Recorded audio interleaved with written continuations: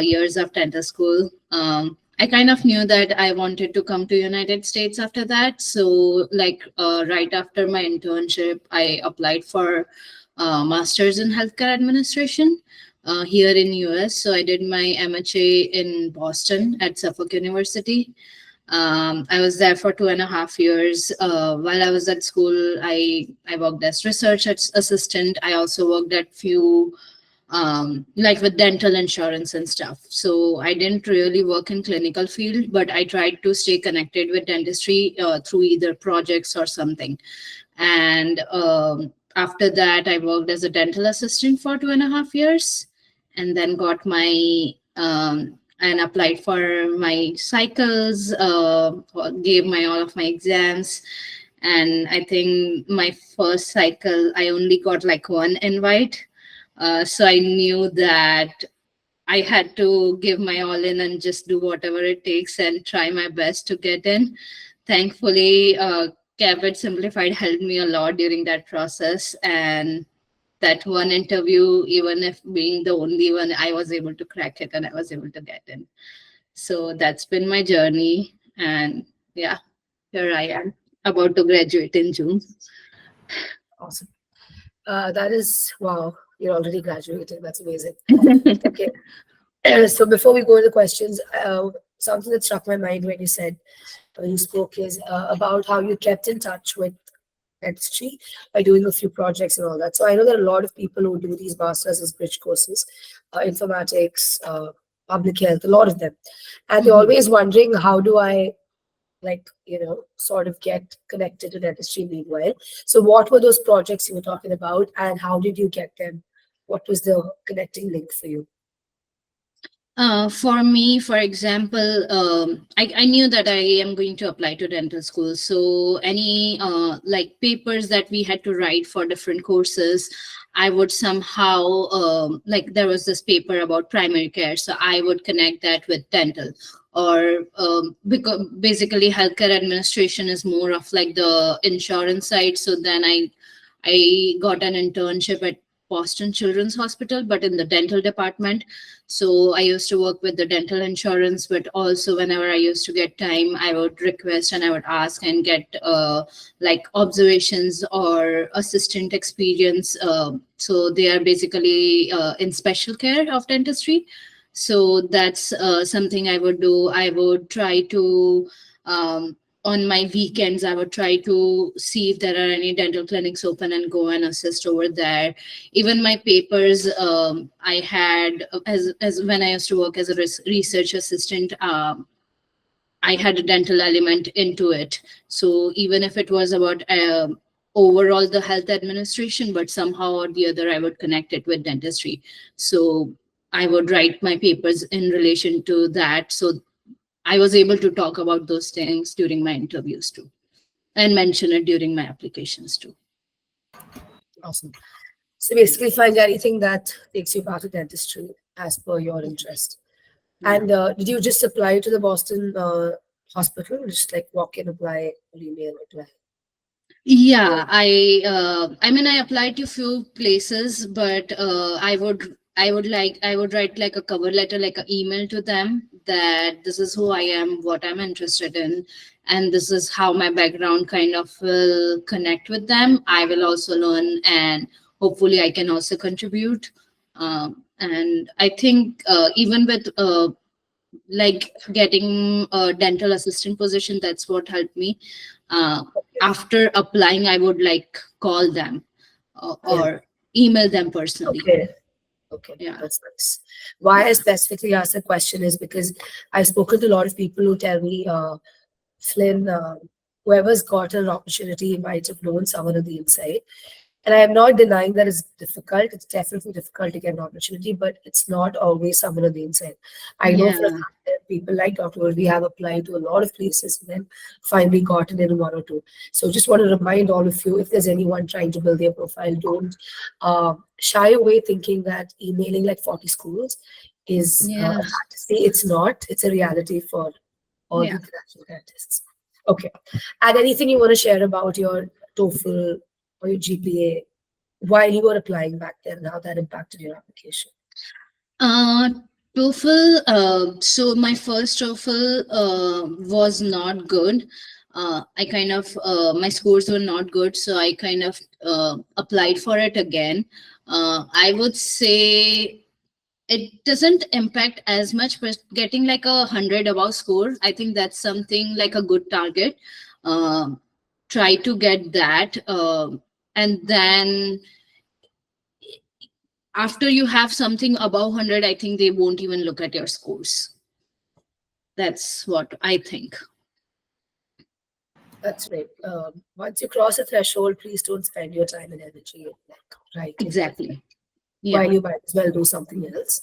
And what about the GPA? Is that something you're okay with sharing? GPA, I think I was able to maintain. I think they do consider it, but as much as it is about like 3.4, 3.5, you're fine. Yeah. Yeah.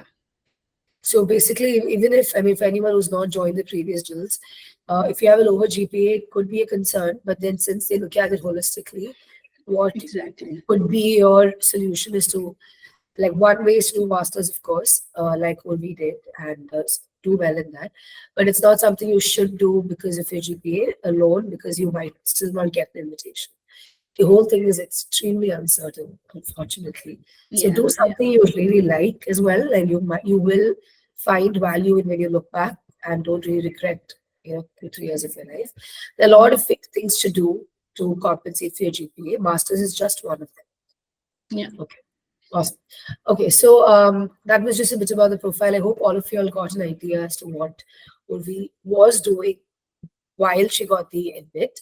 And any questions that you all have, you all can type in on the chat here. We have very intentionally not created a PPT because this is just to clear your doubts that you might have during this process. And while you all ask the questions, I'm going to go back to the form responses and slowly begin responding to that while you all ask any questions that you may have.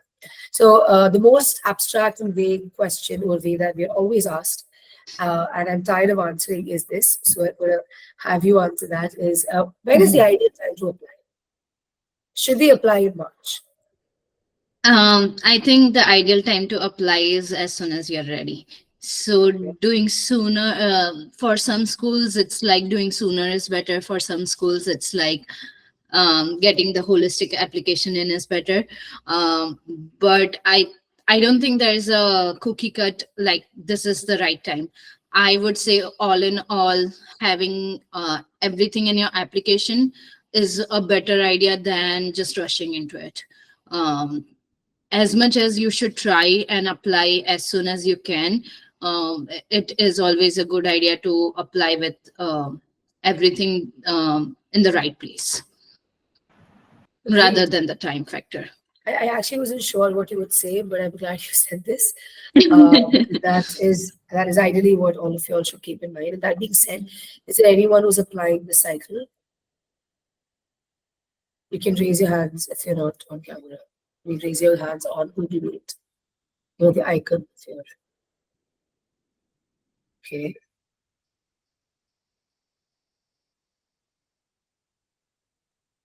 I'm surprised that's all. Okay. All right. Out of you all, is there anyone who's applied already?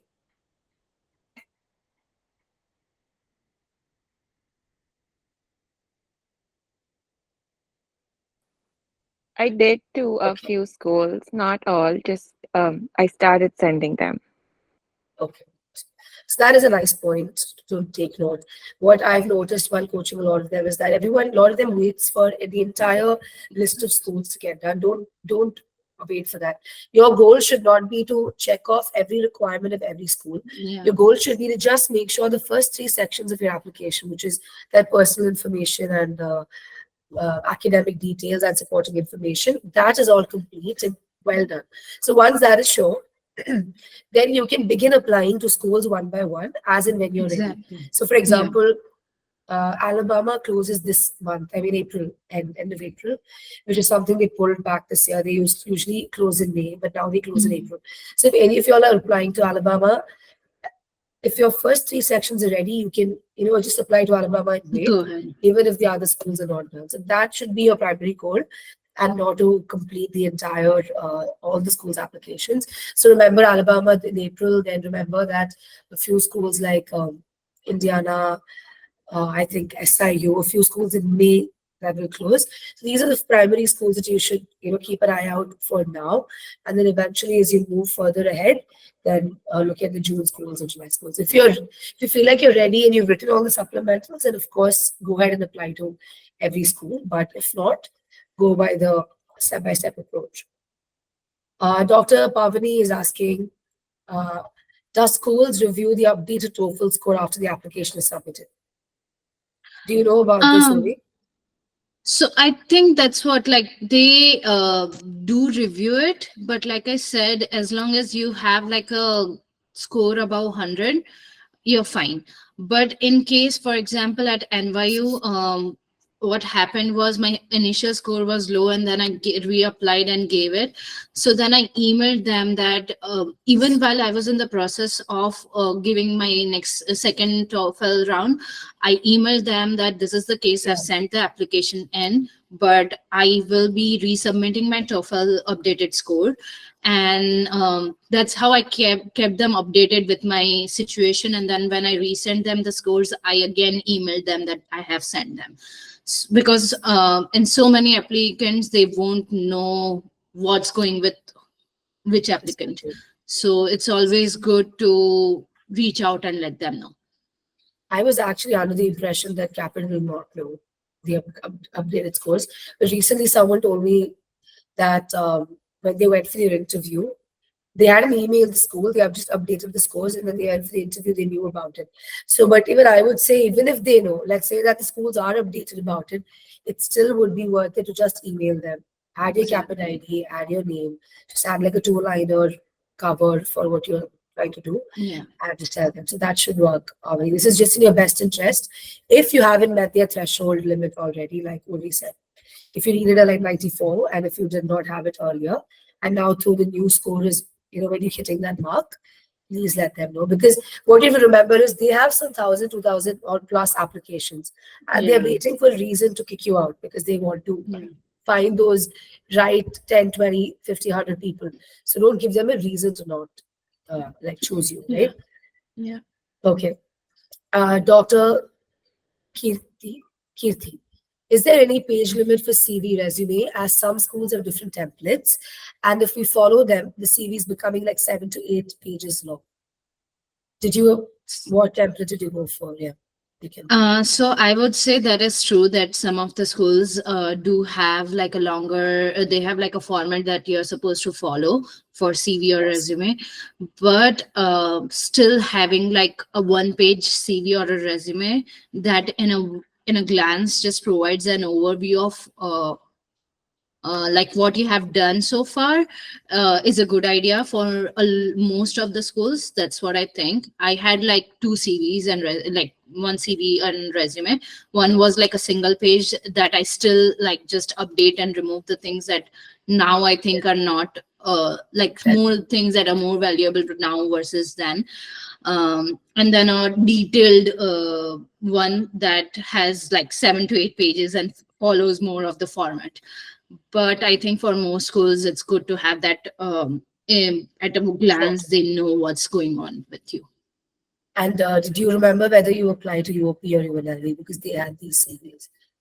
Yeah, so with UOP, I remember it was like a particular format, and it is very necessary to follow that format. With application, I would say if it is mentioned that do this, do that. That kind of shows like the due diligence of how valuable this is to you. So this is like the basic step you need to do kind of thing. So if there is a format in anything, anywhere it's written that do this, in their particular application, do that. Yeah, that's right. Like follow those. This, Sanchita, you're also saying that it's very big and haphazard, you're right, and no one really likes those formats. It's very annoying, to be very put in simple terms.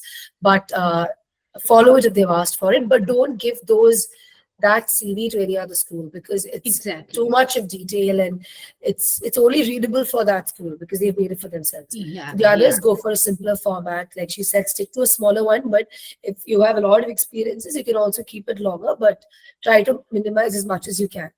Yeah. And along those lines, Kirti, you've asked, can we skip less important things and highlight only the important ones? That's also okay. Definitely. It's a discretion, like all of discretion, I think, depending on how much experience you have. Like people who have lesser experience tend to keep all of them because they want some volume in their application until they Yeah. can. But if you have like a lot, then of course use your discretion and then cut off what you don't want.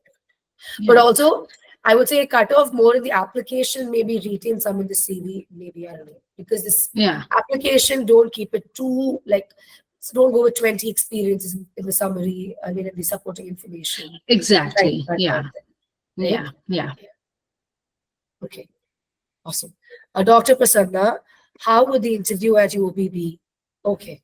And do they ask about more ethical questions, or is it more to know like our personality and passion? It's more to know your personality. With UOP, it's basically knowing It's you very as a person. conversational. Yeah, yeah. With interviews, this is one thing I remember, Flynn, you told me, and then that just stuck with me. That make the interviewer remember you. Like with anything, they should be able to remember you when they go back, because like one interviewer will be interviewing like 10 people or 20 Absolutely. people. So there should be something, one thing, even if it's like a simplest like a joke or a Tom and Jerry topic, have them, make them remember you, That's right. That's so that absolutely right. they can Especially for a present school you. like UOP, I think, right? Because the Yeah, most feedback I've gotten about UOP is that it's extremely conversational. And I know it yeah. sounds a little scary, but also it's probably your best kind of interview to have, if not like It is. Yeah, technical. You can really lead the way a lot in that and take them with you where you want them to go. yeah, yeah.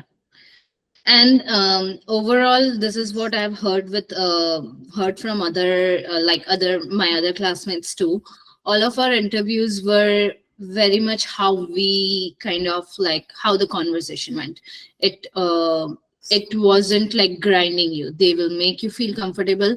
So like if you can gauge, kind of understand your interviewer in the first few minutes, then try to present and open yourself as much as you can, Yes. and be very interactive. That is something that professionalism and interaction is something that UOP really values. So Is there anyone here who's aspiring to get into UOP specifically? Like that's your dream school. That's why you're here. Oh, Sanchita. Okay. I see, I see palms being raised. Okay. That's nice. I hope that that works out for you. No bench, conversational interview. So it's a little out of your yeah, hands, I think, to an extent, because yeah, you wait for them to pick you. But also, I hope you've applied to other schools, unless this is the only school you want to go, of course. Then that should be your way. Okay, so Uri, we know a little bit about how till the time you get into school, how it is, because like the interview and all of that. And UOP yeah. doesn't have. But what about after? Like, what is your last 2 years or more been like in a brief? Just to give them some hope as to it will be greener on the other side. All this that they're going through, it will soon be worth it. Yeah, it will soon be worth it for sure. And then I think you will be like struggling through other things that you won't even remember that those were like there were days. It just feels better. Like those days feels better because right you have other things to struggle for now. But definitely it's much greener on this side. Like it's all worth it in the end. I mean, for me, I picked a handpiece after like 5 years. And while the initial first month was like a roller coaster ride, it finally came back. So it just do your due diligence and you'll be there. Just that's the best thing, best advice I have gotten, and that's something I'll tell you that just hang on and just keep going, and you'll get there. That's right. Do you get to be a part of research and all that if you are interested to in UOP? Yeah, if you're interested to. I won't say UOP is a much of a research driven school. It is more of a clinical driven school. Like the way things work at our school is it's more of a private practice model. um, you kind of take the responsibility as a dentist. Right after the first 6 months, you start going to clinics for like 30 hours a day. I mean, 30 hours a week. So you get a lot of clinical experience, but that's how it is. It's more clinical based, but you'll get opportunities if you want.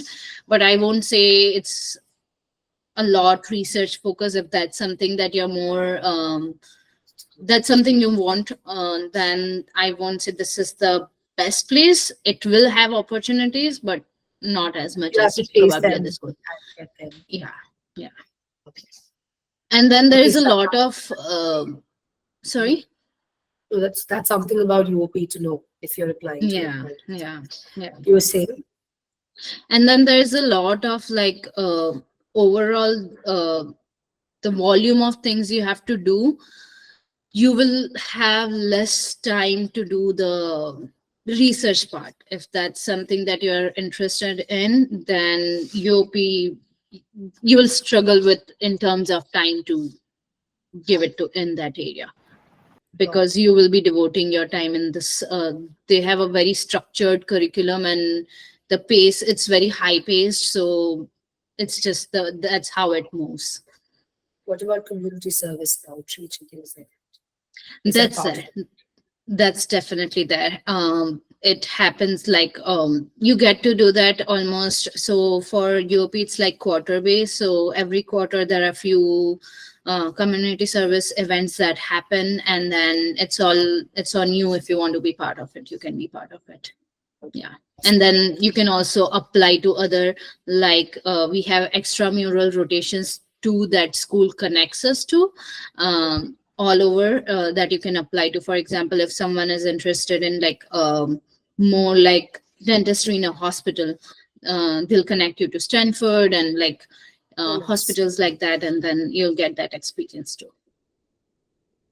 And on that note, Dr. Sanchita asks, does UOP help with job placements?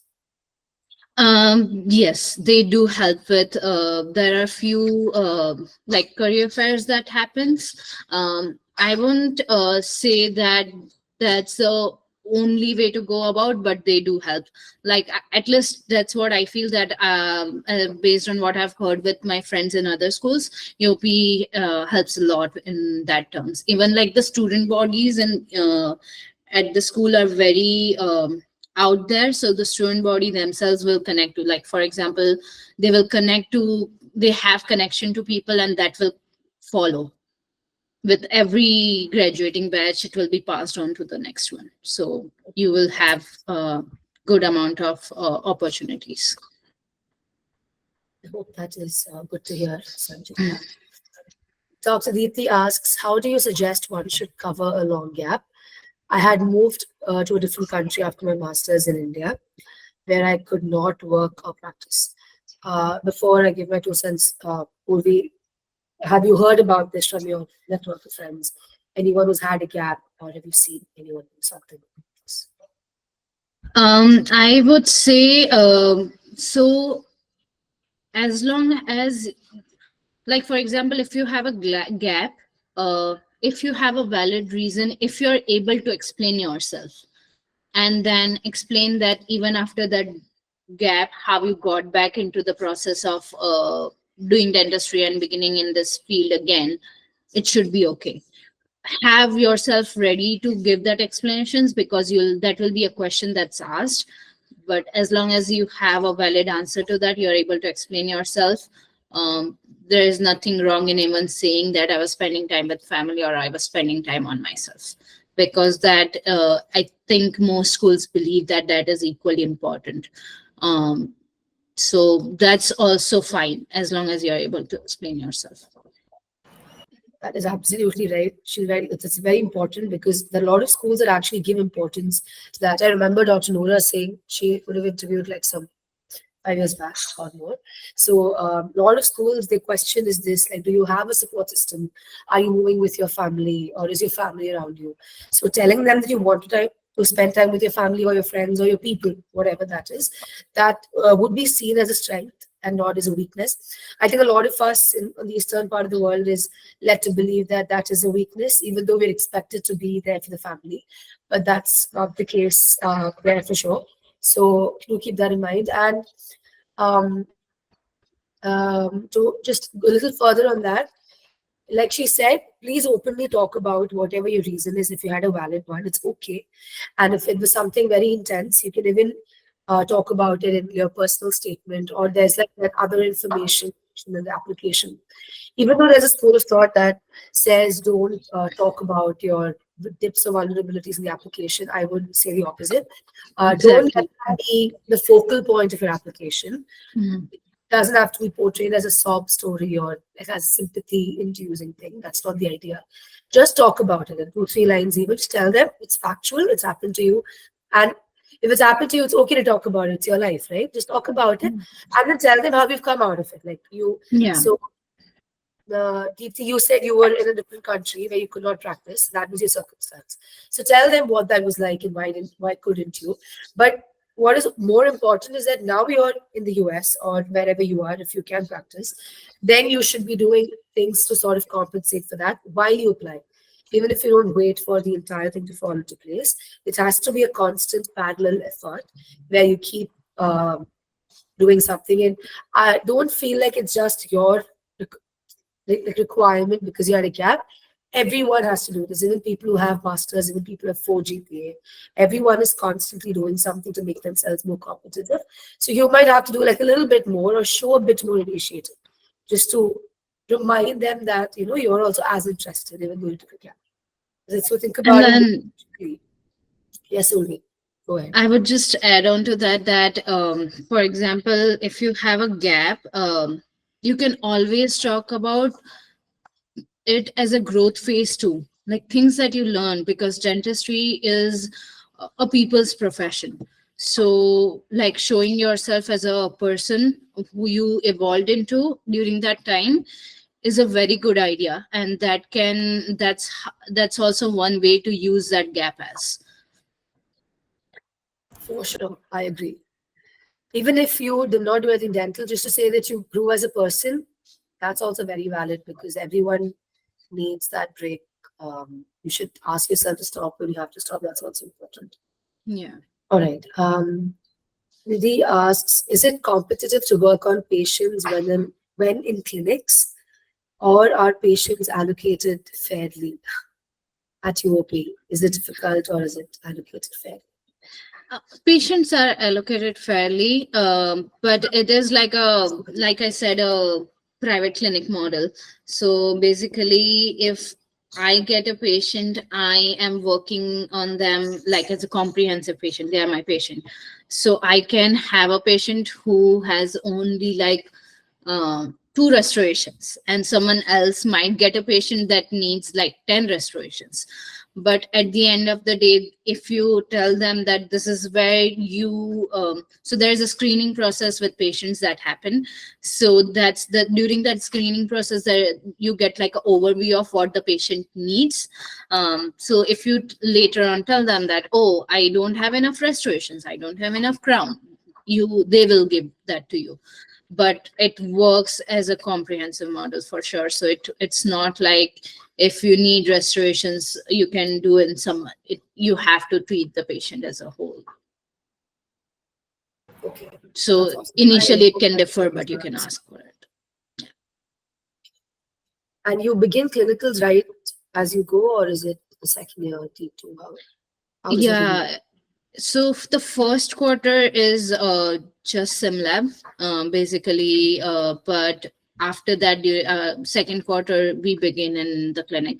The initial process is slow, but even then there's a lot to learn about, like the documentation and all of that here, how things work differently in US.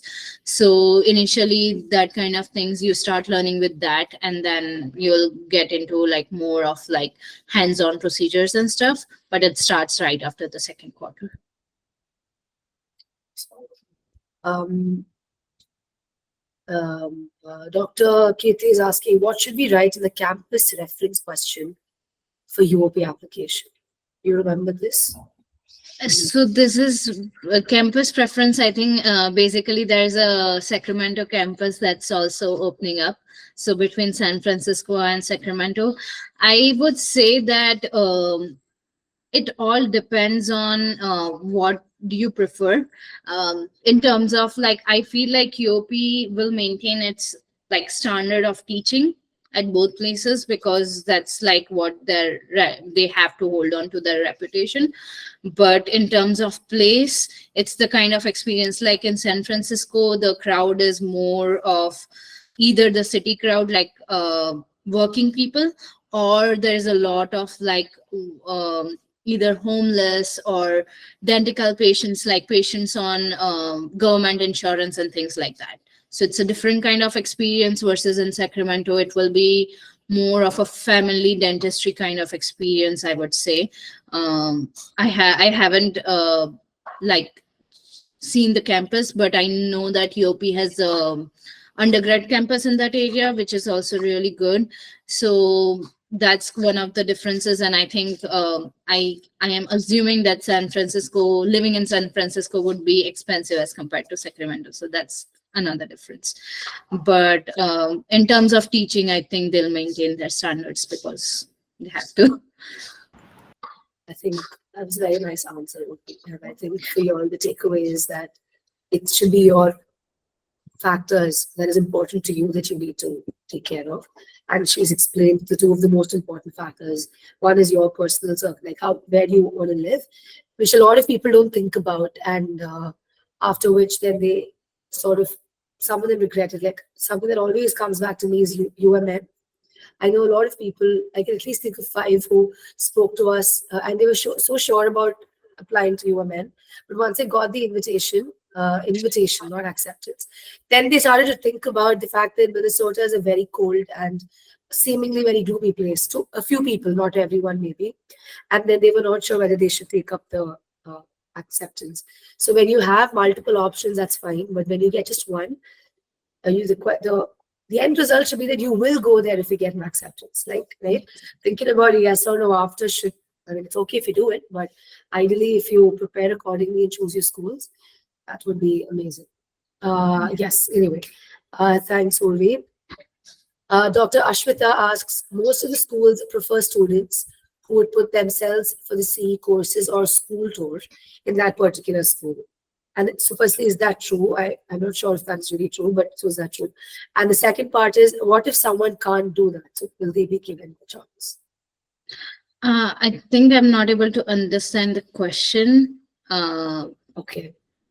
I think they're asking how important is a school tour. So these schools like UOP or CU, some of them gave school tours where people travel to the school, go into the school, sort of familiarize themselves. So there's this myth, I think it's a myth that people who come for these tours and who take part in these CE courses, attend that school's webinars, get an edge when they apply, and they will be preferred over others, or at least given attention.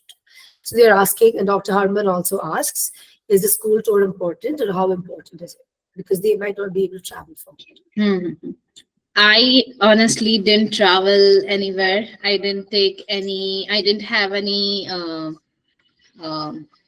for me, very honestly, I was a student. I was on a budget. I didn't have the money to spend on travel. I didn't even take like the courses like Stevenson and all of that. So all of that wasn't there. So like you said, it's like, it's a myth.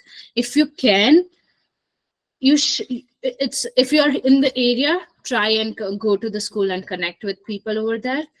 But I don't think it is necessary to do that. What I did was, as soon as I received like an invite from UOP, I started looking up for UOP dentists, like on LinkedIn. I would go to the alumni page and see who's there, like from, especially for us from the IDS batch. I would try to like send them requests on Instagram, Facebook, and like I would send them text. Like I think from like 50-60 texts, like 2 people replied. But that was kind of like, I feel like that was helpful for me, because Then I ask them how it is, what the school is about, if they can put me in touch with someone. So I think this is also a way. You don't necessarily always have to visit the school. It's about connecting with someone. You can also in at schools you can also connect with the admission director. Basically, for UOP, it's Emma Hobson. I don't know if you guys have came across her name or not, but connecting with them, emailing them that, oh, I would like to learn more about the school. If you have time, I would like to do a call with you or something like that. That also shows your interest, and you will always know a little bit more than you know about the school. So those are also some of the ways. You don't always have to visit, I would say. Travel if you can, but don't have to if you can't. I think if anyone's thinking about whether I should apply because I couldn't travel, then definitely do apply. Yeah. Going there or not is not going to be like a decision maker. But that being said, obviously do what, if you can do it, then do it. I mean, doing more is always good, always helpful. If they remember your face and that helps you later, great. But that will never be used as like a requirement or a mandatory. Because even I can think of people who have not traveled to school and have gotten acceptance. And someone who's going to join the cycle as well. So that's definitely not a mandatory thing. Yeah. But do all that you can. And if not, like she said, reach out. We have so many options now. With COVID, if there's anything that, one thing that's probably good that happened to all of us is that a lot of this can happen online. And a lot Yeah. of things can, happen over emails and calls. So you can do that. Dr. Prasanna, how is the class stats usually? I think this is, again, it's becoming a UOP call, but okay, if that's what is going to help you all, then that's cool. Is there any preference to MDA students or master students? How are options for those who don't have any of those masters?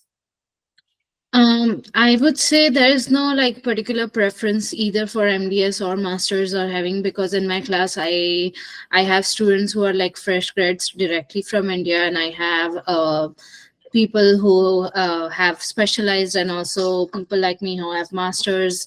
So it's like it's a variation. I think the thing that they look for is like, are you open to learning, even if you, for example, have specialization or you don't have, are you open to learning? Because that's something that I have heard from a lot of my faculty and professors, that at least at UP, that they all call it like the Pacific way of doing things.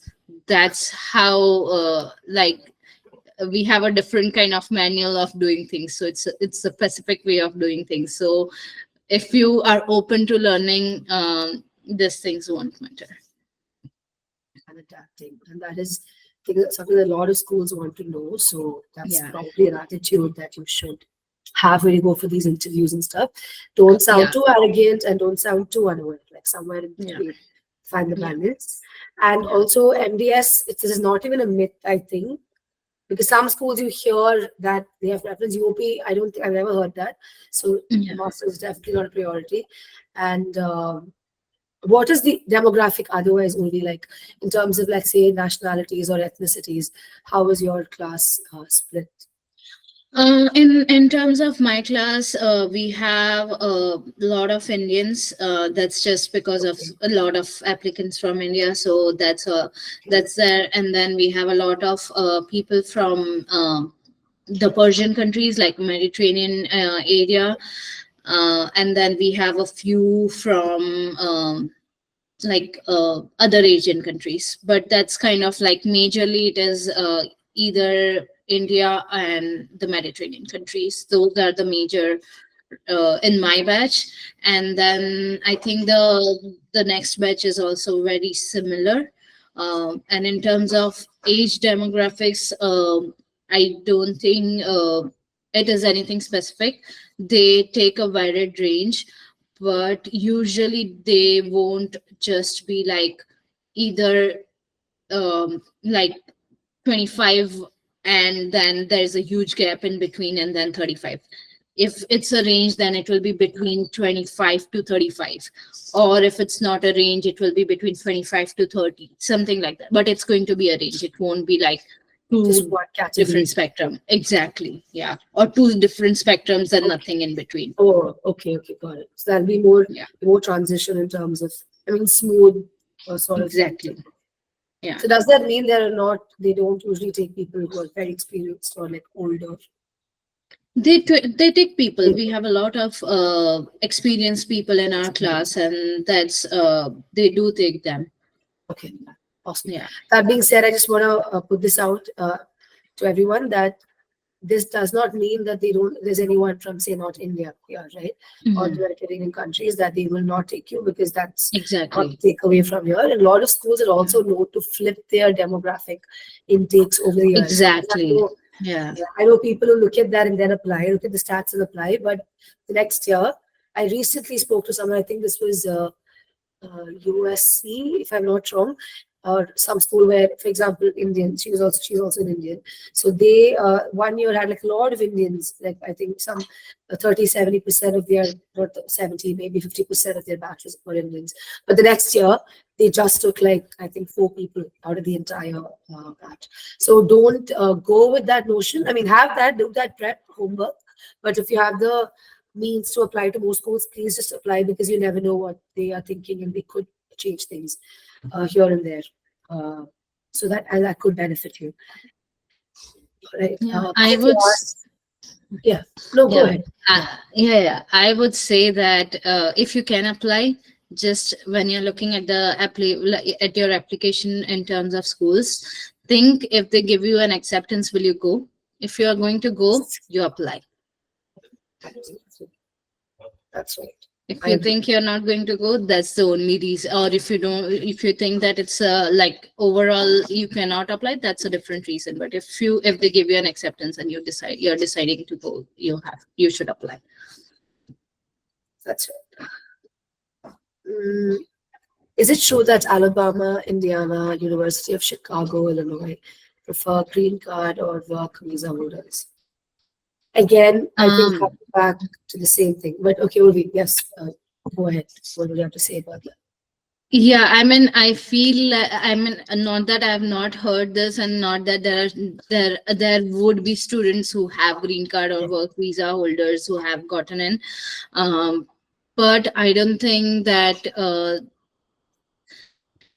like for example, if there are like 10 seats, like there can be like 5 seats for this, but then there are another 5 seats that you can apply for. It's not like there is a specific thing that only this people will get. And the thing is, Kirti and everyone else, you guys are already battling with a very low probability. However amazing your profile is, you're still battling a particular probability, but it's very low. So might as well battle this one more minor chance. What if that 1 seat probability counts? And also to give you more assurance on this, I can think of one person who got into Alabama, who's right now a student, who I'm 99% sure did not have a green card at that time when she applied. She's on our channel.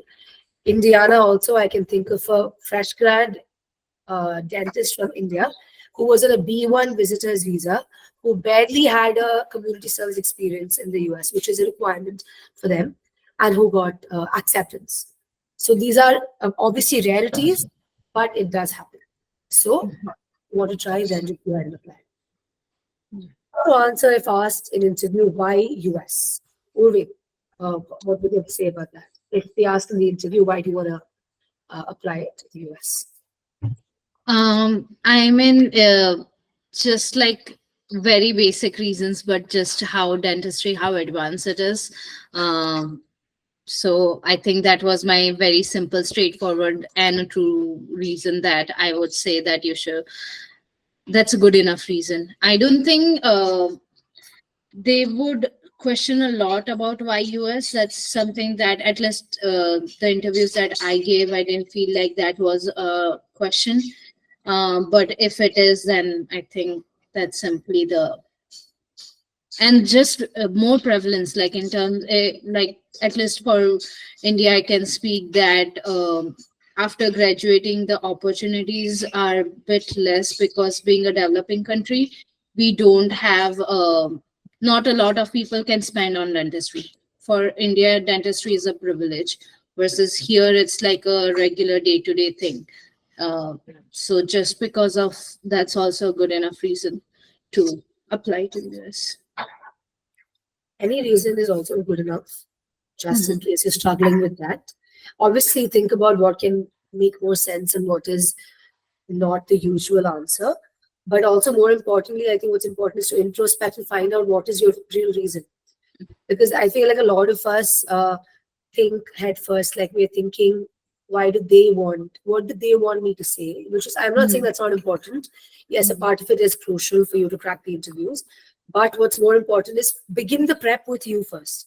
First, find out what your real reasons are, and then think of ways to portray it in a way that it sounds more promising and sounds more with more conviction, if not anything else. Talk about it with more conviction and talk about it like it matters to you. So the groundwork for it should begin in your mind and analyzing your reasons for it. Right?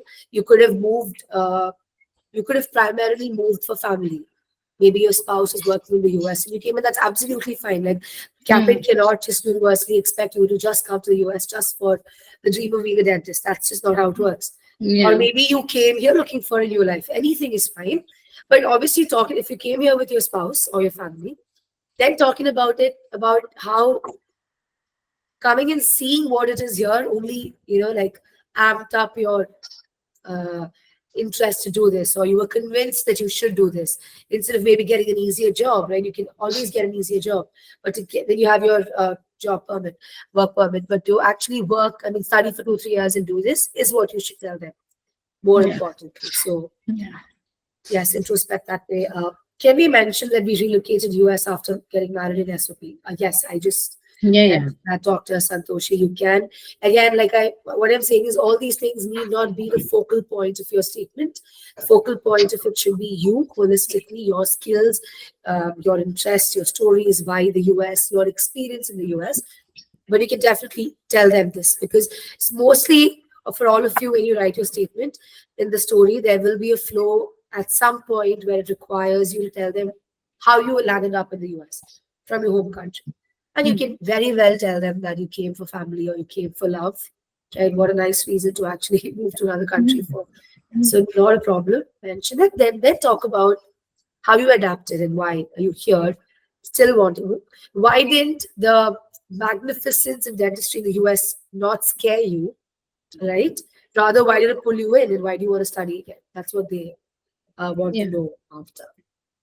So don't worry about that. Yeah, exactly. And I think most of them understand that we do like dentistry enough to be going through this process again. Like most of the schools understand it's a grueling process, it's tough out there.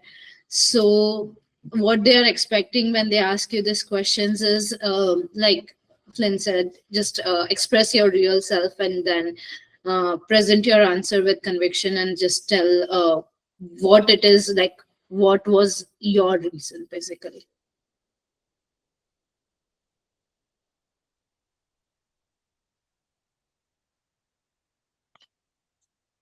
I sort of lost my connection, but okay. I think you're done with the answer, right? Yeah. Can you hear me? Yep. I think your voice is cutting in between a little bit. Okay. All right, I think I get that. Dr. Kirti is asking, is it beneficial to add additional letters in the optional document section for UV? I would say yes. It's always a good idea to have more people that are supporting you, because LOR is basically that. Just make sure that when you take LOR, try to have LOR from people who can speak different, reassure the parts of your personality that are consistent, but also speak about you from like different aspects. So that's always a good idea to have an additional document, additional support document. Dr. Sharmeen asks, how does the program at UOP compare to the others that you may have peers studying at? Is it it is one of the shortest programs? How is it teaching the faculty, the patients for you? Like I said, UP is very fast paced. So basically, the regular TDS program is also a 3 years program. So UP is basically a very accelerated program. So you get to do a lot of patient work, a lot of clinical experience, but it's a very fast paced program. That's something I would tell about UP. Amazing. Okay. I think everyone's been very much educated about UOP. And I'm really glad that that's happening. Can I say that I didn't get opportunities like government seats in back home country, and that's why USA for opportunities? I mean, yeah, why not? That is basically another way of saying that US has more opportunities in you and also more um, infrastructure or like better ways of providing treatment. So for you to experience and learn all of that, yes, you can definitely say that. Dr. Dr. Atya, how did you connect masters and DDS? Okay, specifically, why did you do masters and how that helped you? Yes, how did you do that? So for me, I think masters was a good way to just understand the overall US system, how healthcare system works in US, which is very different from how it works in India. And it's kind of like swimming in a bigger pool and then slowly finding your niche. Yeah, And I think I also got to adapt myself in terms yeah, of personally to the country. So those years, both professionally, I got to learn about the US healthcare system, and that's how I connected, getting to learn more about the US healthcare system. And then like I said, I continued learning more about dentistry during that time too, like dental insurance and all of that, which is really important. It's very, very important. And if schools know that um, you you kind of put an effort to do that, they will see the connection basically. So that's how you can like present the. see, a lot of these schools already know that you have done this as a bridge course. Like Yeah. a lot of y'all might have done this as a bridge course. Very few of you actually wanted to learn about public health and like informatics. So it's fine, they know it. Now it's your opportunity to just tell them what you really loved about it, and like just find reasons as to why you did it and just talk about it very freely. Like, Exactly. don't let anything restrict you. Just talk about it genuinely and obviously relate back to dentistry as much as you can. And doctor also asked, is it required to add the DA license in the application? If you have a DA license, then yes, Definitely. sure, in the application, it's definitely good and it adds value. But if you don't have it, then like it's okay. But in general, if you're in the US, if you have a residential privilege in the US, then I would definitely ask you to, and if it's easy in your state, a lot of states have easy requirements to get your DA license, do get it. And then because it'll just elevate your clinical experience a lot, especially if you're not Mhm. having a lot other things to go with. Your clinical experience will uh, be shown as much better. Every school Exactly. has this question of why the school specifically, why do you want to join the school? Do we just tell them the facts seen from the website, and how do we differentiate them from routine answers? Do I we? think it's a good idea to know about the school and get to know about the facts, but then try to connect those facts with your personality and your background in dentistry, both of them. So, for example, like I mentioned, UOB is a very clinical school, so that was my reason. It was a very simple, straightforward reason that I wanted to get that experience in clinical dentistry as soon as possible. And as far as I know, UOP is one of the only schools who start like um, you start getting into clinics right after second quarter.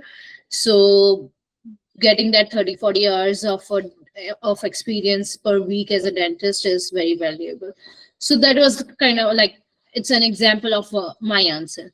But yeah, it's very important to know about the school. So that's where like probably getting to know a few students in their school, and then also the website and all of that will help. Try to connect with, I think most of the, like a lot of students out there who are IDS students, especially, they know the struggles. So if you message them, if you tell them that this is what I'm going Yeah, through and ask them about the school, they will reply.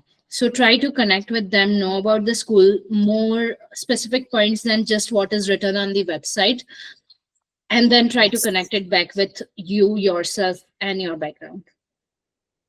That's exactly right. That's how we make the answer interesting. Instead of saying that UOP has amazing clinical, I heard that UOP has amazing clinical facilities. If you tell them that I heard that UOP has very interesting clinical facilities like A, B, and C, is better. And if you say that I've heard UOP has better clinical facilities like A, B, and C, which is similar to what I had in my university, or which is similar to what my expectations are in the US, or maybe they have a community service outreach which aligns to a cause that you believe in. So pulling it back to you is what will make it interesting for any reader, even if it's not the admissions committee. So definitely for them, that would be better. Dr. Pragna asks, would it be okay if I upload just one LOR from the dental school dean and the rest two from the US dentists? So assuming this is a general question and not UOP alone, I would say dean, the usually accepted combination is dean, HOD or professor, someone from your school, and a US dentist. And so I think this is very subjective because it depends on the schools you're choosing. If you're applying to some 15, 17 schools, then this would be a better combination to go with, because this would kind of fit into mostly all that a school requires. And even if a school says 2 US dentist letters, they would mostly gladly accept one from each. Or if a school like UPenn says 2 professors, they would still accept one letter from your dean. I mean, 1 professor and 1 dentist, because mostly everyone applies like that to these schools and they get callbacks. But if you're applying to say like 5 schools or a smaller pool, which is easier for you to sort of go through every requirement and vet it, then I would say you can sort of make your combination friendly to that, your list of schools. The only thing that you could do additionally is if you're not meeting any school's particular requirement, just email them. Like, imagine you can't get the dean's letter, just let them know that I tried, but I couldn't get it because they're out of my reach. So just for them to know that Flynn has not ignored the school's requirement. Flynn has seen it. She tried to abide by it, but then she couldn't. So communication always helps. Otherwise, just go with like a more acceptable combination. And yes, please add. And I would only add that try to get abide by what the format is, and in terms of LOR, try to see who can really speak for you, not like a very generalized, the samples that are out there. Like when they read your SOP and LOR, they should be able to remember you, something like that. So try to really get it from someone who knows you, and even if it's not exactly based on your on the format, and like Flynn said, then you can always email them that uh, I didn't get it from this person, but I got it from this person, and I hope that works for you. Absolutely, that makes a lot of sense. Who can speak about you very in depth is extremely important. Yeah. Dr. Sanchita, on this website specifically says you can upload. Yes, okay. Sanchita says if the website specifically doesn't say that you can upload an additional letter, please check with the school. I would say if the school is not giving you a chance to upload an additional letter, do not do it at all. And like she said, you can ask them, but it's preferred to not, because I feel like it will not be seen, it will not be welcomed as much, because if they want to, they'll tell you. Otherwise, it will be seen as you're putting up a letter which you've already seen. Like confidentiality is obviously waived there already, right? Because you will be uploading the soft copy. So only if the school gives you a chance to do it. Otherwise, yeah, don't do that. For 80 still Missouri, they require 1 LOR from a supervisor of community service organization. Or does this need to be from a US organization, or can it be from a... Actually, I'm not aware of this. I'm only aware of the Indiana one, which has to be from the US or Canada. I can check this on the back end and come back to you, Dr. Amit. Do you know about this, Uri? This is about UTA. Yeah. Okay. I can come back to you on this, Dr. Ramya. I'll have to take a look. Okay, I think that's it. Oh, we have a few more questions. We're a bit over time, but just going to quickly skim through these as well. Neha asks if you're not able to apply by early March, and if we get a chance for May, by example, getting TOEFL score late, and I would start by applying in May, will this decrease our chances for acceptance? Again, earlier the better, but putting up a botched application earlier will not help you. So if you do, for example, if you are writing TOEFL again because you want a better score for no reason, then I would not recommend you to wait. Apply now and just upgrade it later. But if you're waiting for May because you don't have the minimum requirement, then you can wait, because I don't think you should apply with a TOEFL score that doesn't meet their requirement. I feel like they might weed you out in the beginning itself, because it will be seen as a qualifying factor, right? So Exactly. if you don't have a TOEFL score that meets your expectation, wait till May, because you can't do anything, or try to do it earlier, if not in May. Take probably third week of April if you can. If you can't, then write in April, May, and then apply then. But if you're just waiting for it to get better or to look better, then don't wait for that. Start applying. Dr. Rahmat, hi Rahmat. The dentist I shadowed in the US doesn't work in the same office anymore. Is it all right if we use a letter review office? And I mentioned that I shadowed them at the previous place. Yes, it is. They just need to have a letterhead. Just make it very clear in the first paragraph how you know them, where you knew them from, and how long you know them for. That's the really important thing. Dr. Santoshi, is it okay to mention about DA license if you are not working at DA because of personal reasons? I'm not sure I understand the question, but if you have a license, you can show the license. It's okay whether if you work as it or not. As long as you have a legal, valid license, you can show it. That's okay. Okay, that's it. Thank you so much, everyone.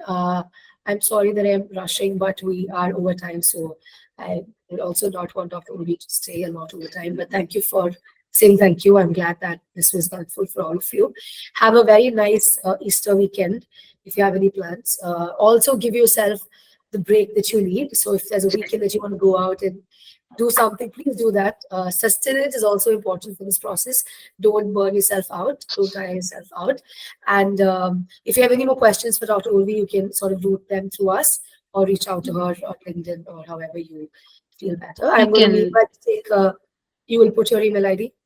Yeah, I'll leave my email ID over here so that you guys can reach out in case you have anything. Thank you. Meanwhile, I'm going to take a quick picture, a screenshot. If there's anyone who wants to or is okay to come online, then they can. I mean, on picture, I mean, on video. Thank you, Dr. Ramya. Okay. Okay, thank you. Thanks for the email ID, Urvi. So all of you all can take that down and then reach out to her if required. Have a great night. Thanks, Urvi, so much for coming on in. I will talk to you soon. Thank you, Flynn, and take care.